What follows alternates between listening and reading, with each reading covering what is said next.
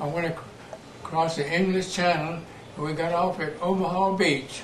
Okay, so yeah, he was looking with it, yeah. Omaha, there was two places there, Omaha Beach and Utah Beach.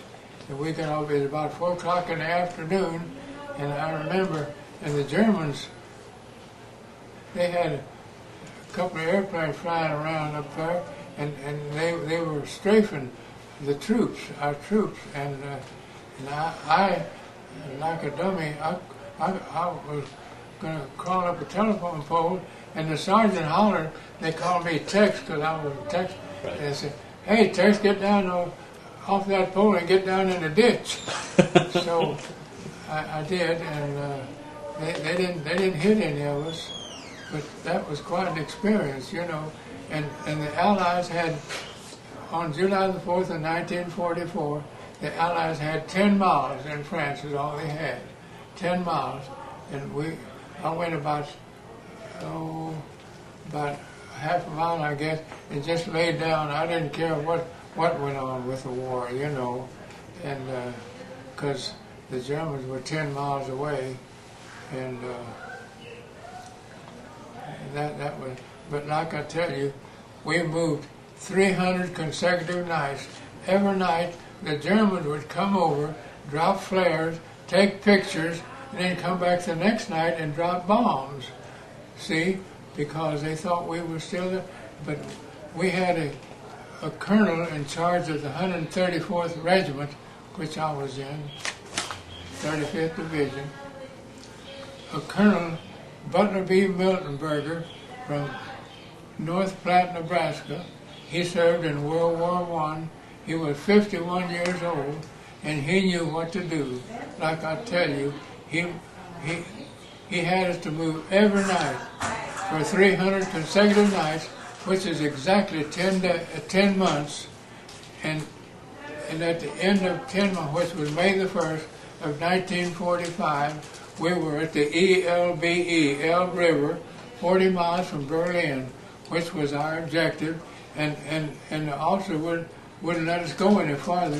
So we stayed there, and 14 days later, the Russians came through Berlin, and they got to the Elbe River, and that's where I captured those 2 young Germans. They were about 18 years old, and they had their military uniform underneath their civilian clothes.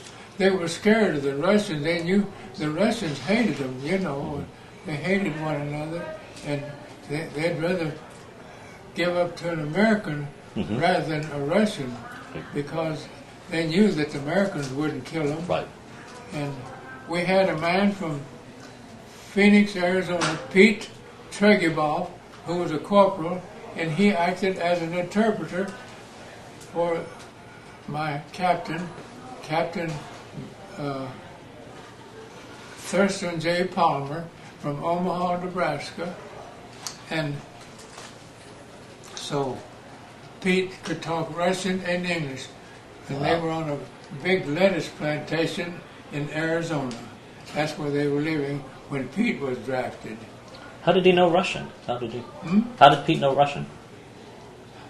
Because his mother and daddy had escaped from Russia during the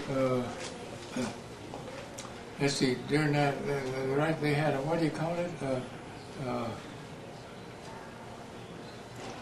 Anyway, when there was unrest in Russia, a bunch of people left Russia, and they came to the United States, and two women, one of them was my Aunt Amelia, and she married my mother's brother, who was a Barnick, B-A-R-N-I-C-K, and Herman Barnick, and he wanted the name Barnick carried on, and so he married a lady, and they had a child, and it was a girl, so he left her, went and married my aunt, the lady from Russia, Aunt Amelia, and he and Aunt Amelia had a daughter named Laverne, and so when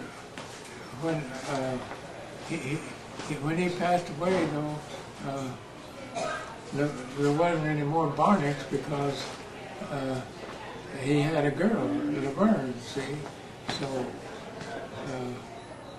Laverne is still alive. She's 3 years younger than I am. I'm 89, and I'll be 90 April 1st next year. But Laverne is 3 years younger than I am. And I saw her in I believe it was 1965, and I took a picture with the young lady. Laverne was 14, and this girl's father ran a